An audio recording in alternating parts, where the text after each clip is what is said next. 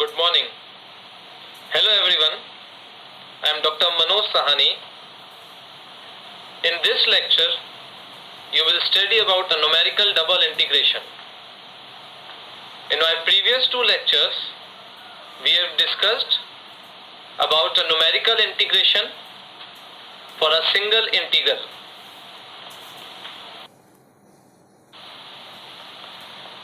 Okay, now what is numerical double integration? Numerical double integration is the process of evaluating the double integral of any function of two variables x and y numerically by two successive integrations along x and y directions. As we have seen in previous two lectures that numerical integration for a single variable is solved by four methods. One is trapezoidal rule, second is Simpson's 1/3 rule, third is Simpson's 3/8 rule, and the fourth is Wedel's rule. Now these all four are derived from a numerical integration formula which we call it as Newton-Cotes quadrature formula. And these all four formulas are dependent on the number of subintervals. As we remember and recall that trapezoidal rule is applicable to any number of subintervals that we have seen in lecture 1. Whereas in lecture 2 we have seen that Simpson's 1/3 rule can only be applied when the number of subintervals is even. That is, it is a multiple of 2. And Simpson's 3/8 rule is only applicable when the number of subintervals is a multiple of 3. Whereas last, the Wedel's rule, we can apply when the number of subintervals is divisible by 6. So it implies that the rules defined here is dependent on the number of subintervals.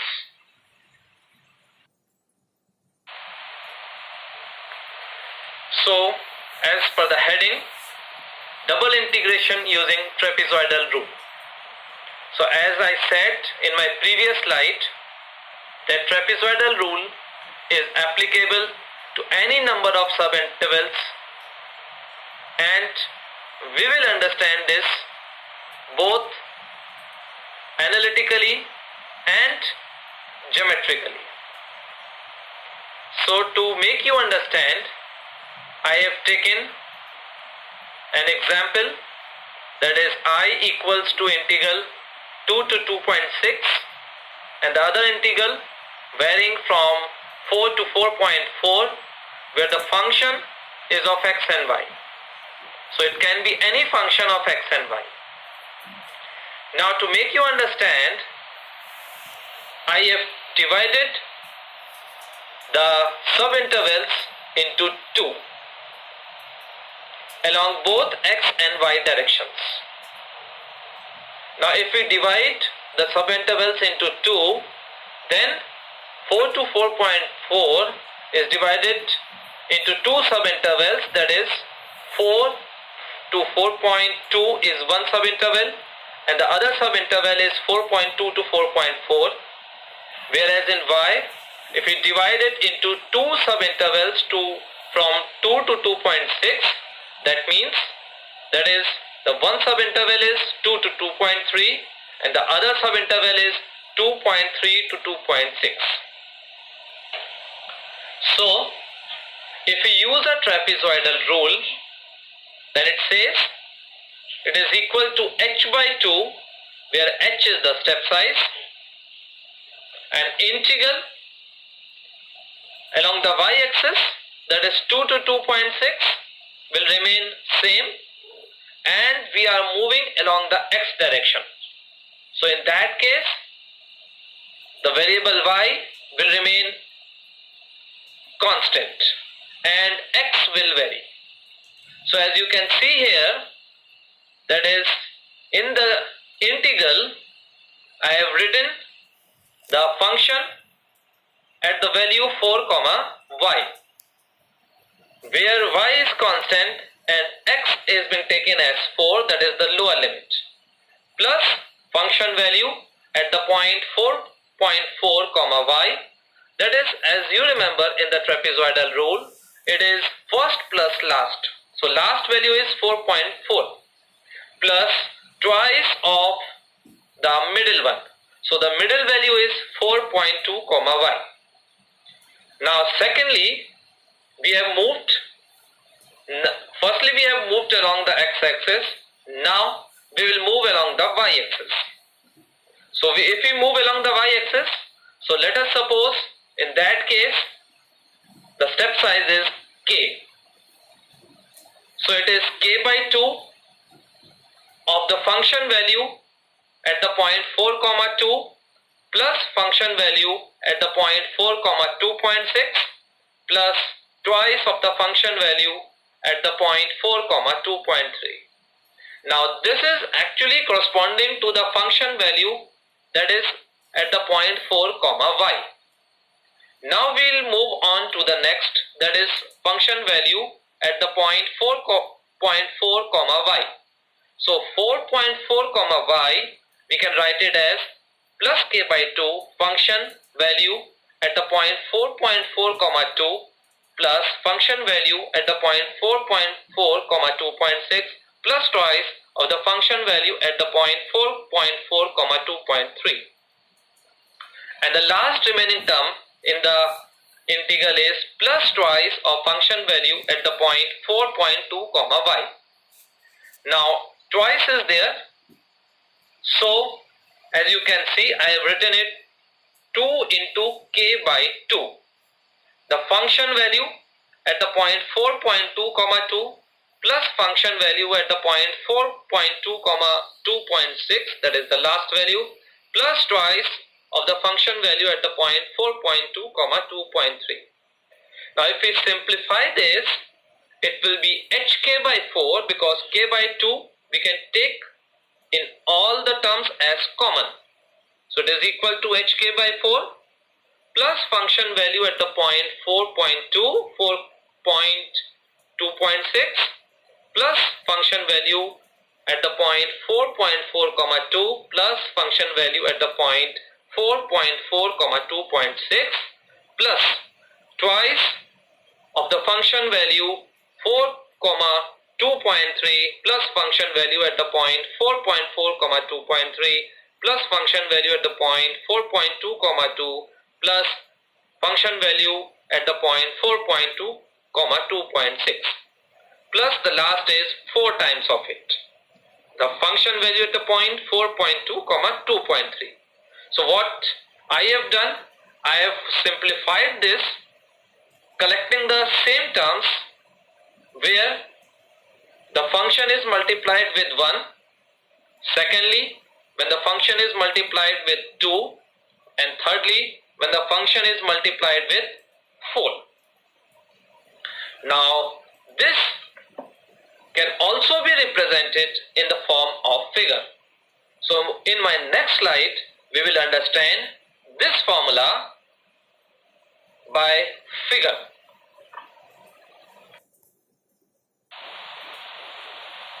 Now as you can see in figure 1, I have depicted the nodes with the points.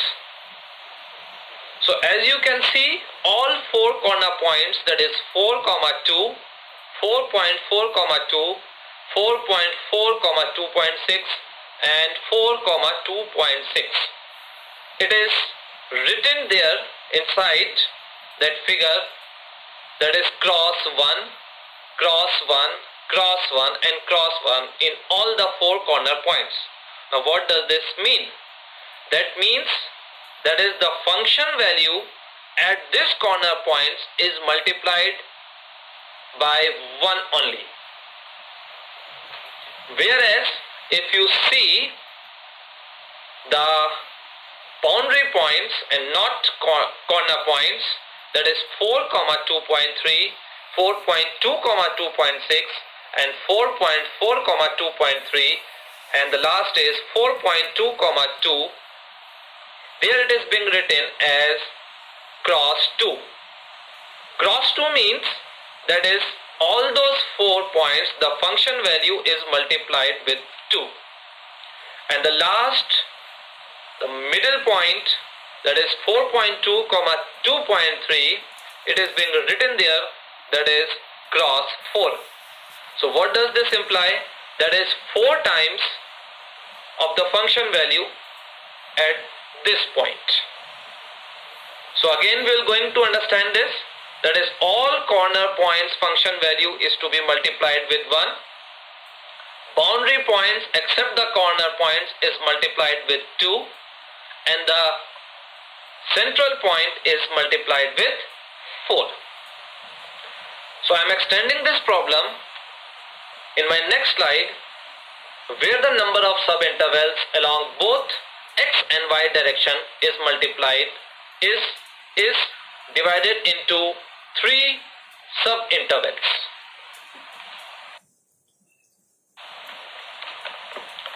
So we are extending our previous problem where the number of subintervals is divided as 2. Here in this case we will discuss where the number of subintervals is divided as 3. As you can see along the x and y axis the limit is being given as 0 to 3 for both x and y. So I have considered the number of subintervals along the x and y as 3. So the step size along both the direction is same, that is h and k is equal to 1. As you can see from this figure, that is the corner points 0, 0, 3, 0, 3, 3, 0, 3. It is being written there cross 1. What does it imply? That is the function value at this corner points are multiplied with 1. Now leaving the corner points and considering all other boundary points, that is 1, 0, 2, 0, 3, 1, 3, 2, 2, 3, 1, 3, 0, 2 and 0, 1, where it is being written as cross 2. Cross 2 means that is the function value at this points is multiplied with 2. And now all other points except the boundary points, that is 1, 1, 2, 1, 2, 2 and 1, 2, where it is being written as cross 4. That means the function value at these points are multiplied with 4.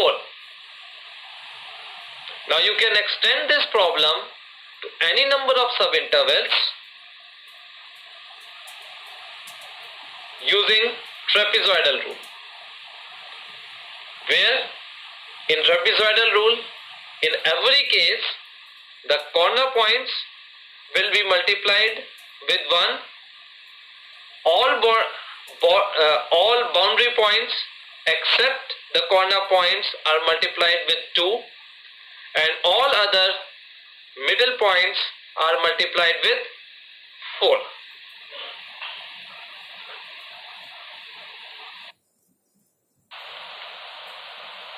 So this I have represented it using analytically also, the same graph that we have seen it in previous slide.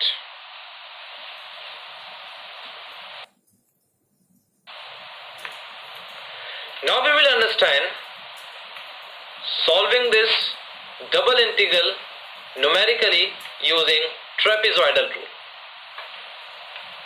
So this is an example that I have taken, that is integral 1 to 2 for both x and y, and the function now is being defined as 1 over x plus y. So I have represented it in the form of figure, that is The points along the x-axis is 1, 1.5 and 2. And again along the y-axis it is 1, 1.5 and 2. Now if you see using this figure, the corner points are 1, 1, 2, 1, 2, 2 and 1, 2. Now all these corner points, the function value is multiplied by 1. Whereas the points on the boundaries but not corner points are multiplied with 2, and that is 1.5, 1, 2, 1.5, 1.5, 2 and 1, 1.5. And the middle point 1.5, 1.5, the function value is multiplied with 4.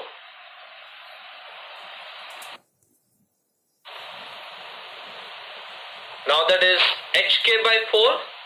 So h is the step size along the x-axis and k is the step size along the y-axis. So in both the step size is same. So it is 0.5 into 0.5. So as you can see here, that is function value at the point 1, 1 is 0.5. At the point 2, 1 it is 0.3333 plus function value at the point 1, 2 is again the same, that is 0.4 times 3 plus function value at the point 2, 2 that is coming out to be 0.25 plus twice of the function value at the point 1, 1.5 that is coming out to be 0.4. The function value at the point 1.5, 2 that is coming out to be 0.2857. The function value at the point 2, 1.5 is coming out to be again same, that is 0.2857.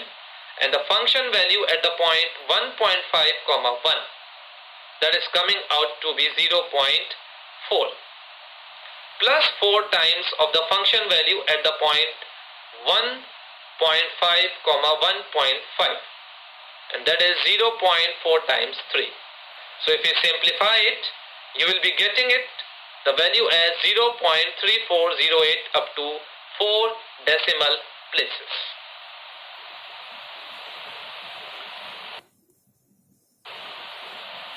So again, the second example to illustrate. So here the double integration is being taken as 0 to 1, 0 to 1. The function is being taken as x exponential of I, and the step size along the x and y are 0.5. So we are going to implement the same, that is function value at the point 0, 0 plus function value at the point 1, 0, 0, 1, 1, 1 plus twice of the function value at 0, 0.5, 0.5, 0, 0.5, 1 and 1, 0.5 and 4 times of the function value at the point 0.5, 0.5. So that is coming out to be 0.876 up to 3 decimal places. Hopefully all have enjoyed this lecture and understood how to use the trapezoidal rule for solving double integration numerically. Thank you so much for your very kind attention. I request you to stay at home and be safe.